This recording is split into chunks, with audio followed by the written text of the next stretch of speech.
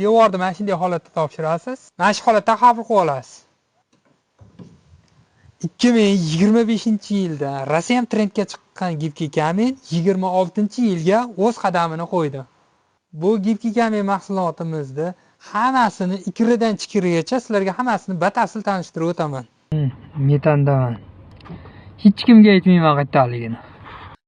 Gaz temasiga e'tibor bermanglar, xudo xolisa 10 kundan keyin ochiladi.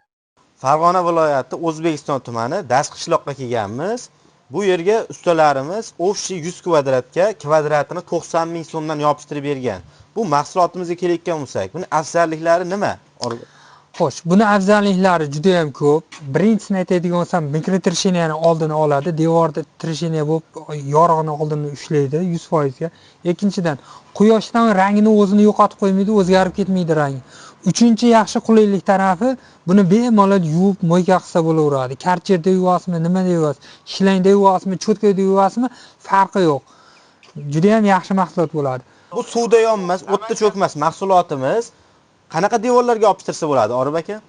Buni holati devor shunaqangi bo'lishi kerakki, tekis shkaturka qilingan devorga yopishtirsa bo'ladi. Keyin buni agar uyda egalari ilgarigi eski remontda bo'lgan bo'lsa, emotsiya qilganmi, nimadir qildirgan bo'lsa, o'shani emotsiyasini ko'chirib tashlab turib, kafilnikiga torttirib qo'yish kerak uyda egasi. Birinchi eng masalasi mana shu narsa bo'ladiki, bizda bu 90 minglik narximiz shuvoq qilingan tayyor joyga 90 mingdan qilib berib ketaveramiz. Agar ustalarimiz kelib turib, devori tayyor bo'lmasa yoki ko'rib turganlaringdek mana shu devordan bo'lsa, bu devorni ustalarimiz kelib podgotovka qilib to'g'rilash kerak bo'ladi. Podgotovkasiga ketadigan masalliqni uyda egasi olib beradi, kafilnikiga olib berish mumkin. Mana shu 100 kvadrat joyga ketgan rasxod 10 qop kafilnikiga ketgan, har bir kvadratini ustalarimiz 20 mingdan tortib bergan. Keyin ustidan biz gibki kaminda kley, laki, grunt o'pkasi, hamma narsasi ichida 90 mingdan qilib berganmiz. Aloqa uchun Rossiyadan telefon qilasizmi, boshqa respublikalardan telefon qilasizmi? Shu quyidagi raqamga telefon qilaverasizlar. Chet davlatda yurgan akalarga, Rossiyada, Yevropalarda yurgan akalar ham ko'p telefon qilishadi, ular bilan gaplashib, aloqalashib, bizga lokatsiyasini tashlab beradi. Uyimda borib ko'ring, men devorimda holatini ko'ring, shunga qarab ish qiling, maslahatlashaylik deydi. Biz xo'p deymiz, ular bilan kelishib, borib, uylarning devorini ko'rib, bir rashotini olib turib, devor nima, podgotovka qilish kerakmi yoki o'zi tayyormi? Uni uyda egasiga tushuntiramiz. Telefon orqali, Telegram, WhatsAppimiz bor ishlaydi.